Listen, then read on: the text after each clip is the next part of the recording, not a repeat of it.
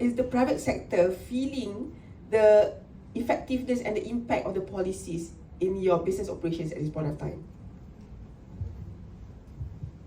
Yeah, maybe just to build up on the point, right, that Rushni made earlier. I think first and foremost, we are acknowledging the fact that there are a lot of changes on a global level. The US especially, they've put out of not just the Paris Agreement, and they also being one of the main contributors, right, to global emissions. So there's this whole conversation around what's going to happen to the other 190 plus, countries that have signed up to this, agreement where we're supposed to band together and help save the world, cut down on emissions. So there's that sense of urgency that I think we have to acknowledge. And it also means that the burden now is on the other countries to really step up and scale up their aspiration and ambition, right?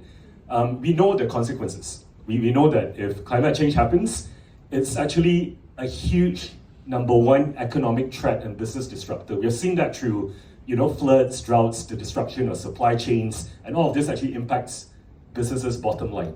I think it's a given. We don't do this, to be very frank, for businesses, right, out of the goodness of our heart. We do it because we need to be resilient, as one of the keywords in today's panel, right, building what is sustainable and resilient. The businesses need to survive and thrive. Now, going back to policies, to your question, right, Intan, I think the pulse that maybe the private sector feels is sometimes we have a lot of roadmaps, right, but we are not really seeing the roads. So sometimes we are tangled in, maybe just sharing from my lens, I have so many frameworks that I have to, reporting, requirements I have to align myself to, like EU CSRD. At one point in time, the threat was if you don't comply, your CEO can be jailed, put in jail, for non-compliance. And then two, there's a 5% fine on your total revenue. So this were actually very serious implications that got, the whole management and board to say, hey, we got to make sure that we adhere to all of these strict requirements. Otherwise, if your CEO goes to jail, it's going to be not just reputational damage, but people don't want to do business with you. So, but of course, they reverse, the penalties later on, and they're now working on a big jargon work and omnibus law to simplify actually the reporting requirements.